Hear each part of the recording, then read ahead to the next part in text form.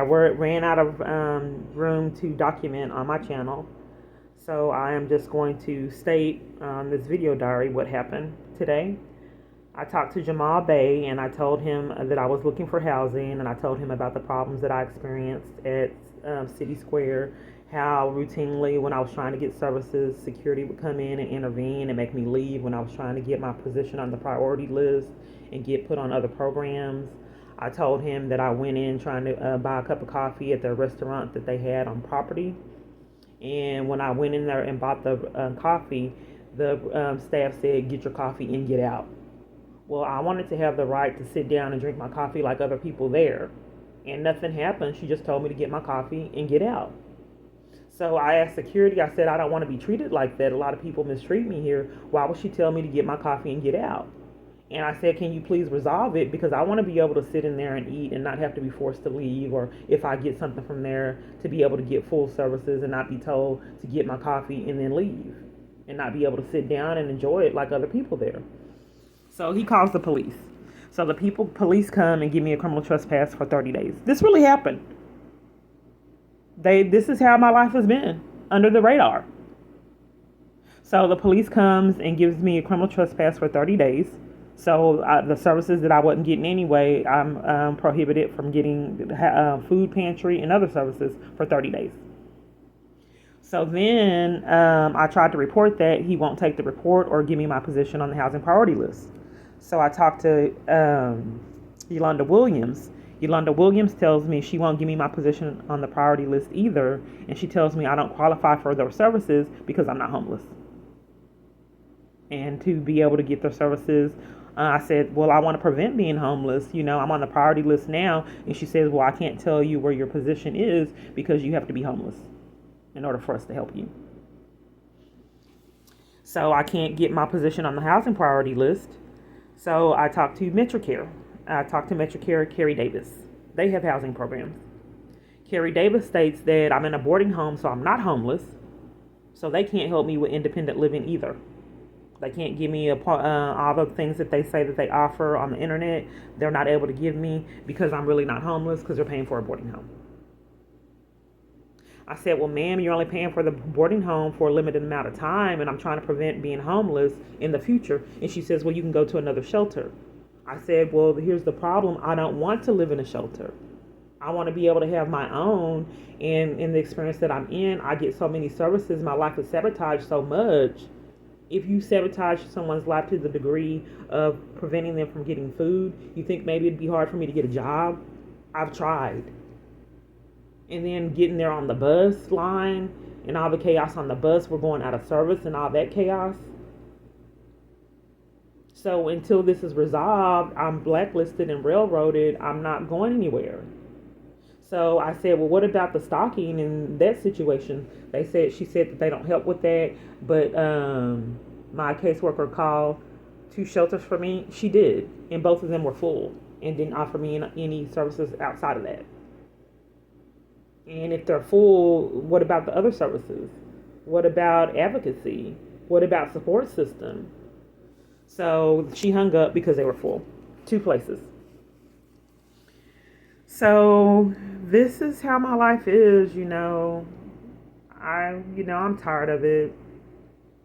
I wish that it just makes it hard. I want to cry.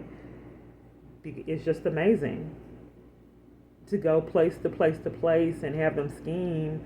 I haven't done anything wrong at these shelters, but they get to slander and say that I'm not welcome at the shelters. I've recorded this video diary so many times. She also, I don't know if I've said this already, she also stated that I was banned, I couldn't go to the Dallas shelters. And I said, well, ma'am, I didn't do anything wrong at the shelters. And she said, well, you're banned from the shelters and VIP, Parkland VIP. Well, Parkland VIP is a victims intervention program. And what they do is they just make up stories and schemes so I don't get services. And I mean, nothing is happening at these places like they did at the hotel room. So if they're doing it at hotels, VIP, and they don't even care that nothing's really happening at these places, they're just denying me services there. All they have to do is come up with a lie or a scheme that you did something wrong and just state it, and who's going to do anything about it? I mean, this has been going on a long time. It's still going on. They've been getting away with this for a very long time before COVID. These kind of things were going on a lot for me. I would go into restaurants and they would scheme, they ruin my food. A lot of times it wasn't even edible, and I bought it. Like one time I went to Zena's, they had so much pepper in it, I was coughing and choking. And I was like, sir, there's way too much pepper in here. And I love Zena's, you know.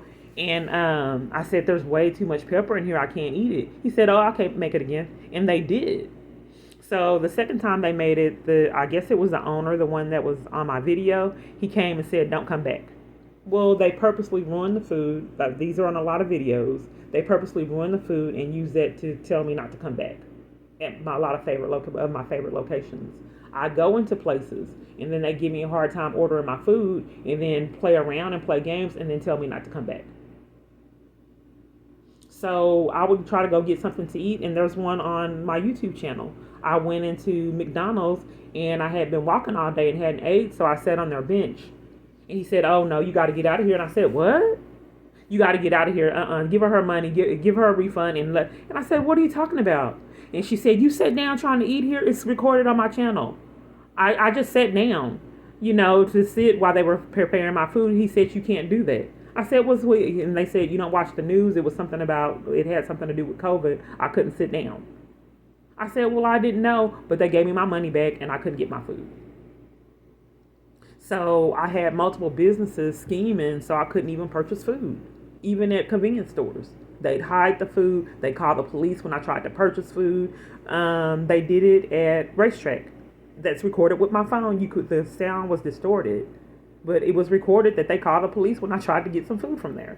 They had all the food put up, and I asked him where the food was, and he called the police. That's it. So they have been getting away with this chaos before COVID, and then you can imagine why when I thought COVID was part of my abuse. I didn't know that it was really a global pandemic. That I thought that they were schemes so I still couldn't get purchases because this has been going on under the radar for a long time before COVID. So I would equate it that this was part of my abuse because, it would make sense.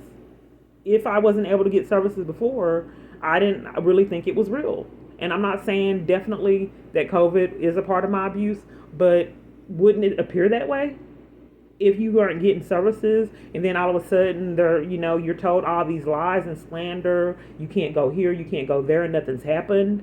You can't go to your own court date, be at your own court date. I don't know of a lot of people that know an individual that could not appear at their own court date.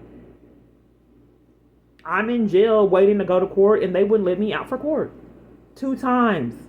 2 times I had court dates and couldn't go in Hill County. At Frank Crowley, multiple times they wouldn't let me go to the court date because I wanted to say that I'm being railroaded. And these police are lying on me and I didn't have my chance to go to court. Multiple times.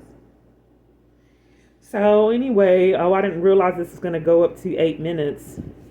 But anyway, that's what's going on today.